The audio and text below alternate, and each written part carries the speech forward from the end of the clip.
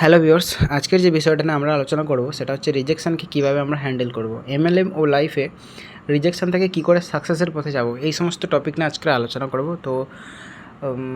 তো ভিডিওটা শুরু করা যাক। আজকের আমরা যখন কাউকে বিজনেস দেখাই কি, ঠিক আছে, তো সে যখন সরাসরি আমাদের না বলে দেয় তখন কি আমাদের খারাপ লাগে? হ্যাঁ, অবশ্যই লাগে, কারণ আমরা এটা জানি না যে রিজেকশান আসলে সাকসেসের একটা পার্ট। ঠিক আছে, তো আমরা আজকের জানবো রিজেকশানকে কীভাবে হ্যান্ডেল করলে আমরা গ্রোথের আরও একটু কাছাকাছি যাবে, আরও ফাস্ট গ্রো হবে আমাদের।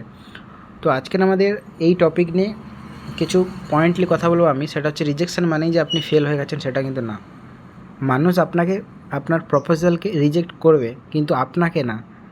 তো না শুনেই যে নিজের যোগ্যতা নিয়ে আমরা সন্দেহ করব সেটা না। দেখো, বড় বড় যে লিডাররা তারাও কিন্তু হাজারবার রিজেক্ট হয়েছে। এর পরের বিষয়টা যদি আমি বলি যে রিজেকশানকে কিন্তু পার্সোনাল নেওয়া বন্ধ করতে হবে। তো মানুষ ব্যস্ত থাকতেই পারে, অনেক সময় মানুষ ব্যস্ত থাকে, তাদের ফাইন্যান্সিয়াল প্রবলেমও থাকতে পারে, অনেকের টাইমিং ঠিক থাকে না। তাই রিজেক্ট মানেই যে আপনার প্রেজেন্টেশন খারাপ ছিল এমনও কিন্তু না। তো রিজেকশান থেকে শেখার একটা অভ্যাস আমাদের করতে হবে। আমরা যদি রিজেকশান নিজেকে একটা প্রশ্ন করি যে আমি কি সঠিকভাবে বলেছি, সঠিকভাবে কথা বলেছি, তার প্রসপেক্টে যে প্রবলেমটা সেটাকে বুঝতে পেরেছি, কিংবা ফলো আপটা ঠিক করে নিয়েছি। তো এই টোটাল সিস্টেমটা আমাকে নিজেকে প্রশ্ন করতে হবে যে প্রত্যেকটা রিজেকশান কিন্তু আমাদের কাছে একটা করে ফিডব্যাক।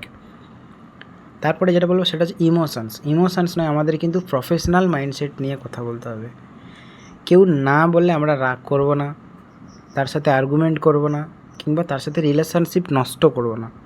আমি এটা বলতে পারি, ঠিক আছে, কোনো সমস্যা নেই, ভবিষ্যতে যদি আপনি ইন্টারেস্টেড থাকেন তবে অবশ্যই আমাকে জানাবেন, এটা আমি বলতে পারি। এবং ফলো আপের যে পাওয়ার সেটা আমাকে কিন্তু ডেভেলপ করতে। প্রথমবারেই সবাই জয়েন করে না, এটা অনেকেই জানি। আমরা যারা কনসিস্টেন্সিতে কাজ করছি আমরা প্রত্যেকে জানি যে প্রথমবারেই কিন্তু কেউ জয়েন করে না। অনেকেই থার্ড, ফোর্থ কিংবা ফিফথ টাইম ফলো আপ করার পরে, কিংবা যখন টাচে ছিল আমাদের স্ট্যাটাস মার্কেটিং করি তখন সেগুলো দেখার পরে ডিসিশান নেয়। তো আমাদের সেই পেশেন্সটা ধরে রাখতে হবে, পেশেন্স কিন্তু খুব গুরুত্বপূর্ণ। এবং তারপরে যেটা বলবো সেটা হচ্ছে মেম্বার্স গেমটা কি, সেটা হচ্ছে যখন আমি 10 জনকে, এই বিষয়টা কিন্তু ইম্পর্টেন্ট আছে, সেটা যখন আমি 10 জনকে বললাম আমাদের এই প্রেজেন্টেশনটার কথা, তারপরে সেখান থেকে আমাকে 7 জন রিজেক্ট করে দিল, তার মধ্যে শুধুমাত্র 2 জন ইন্টারেস্টেড হলো এবং তার মধ্যে 1 জন জয়েন করলো। তো এটাই হচ্ছে নর্মাল প্রসেস। তো সেই প্রসেসটা কন্টিনিউ করতে হবে আমাদের, এটাই হচ্ছে কনসিস্টেন্সি। তো সাকসেস আছে কনসিস্টেন্সি থেকেই।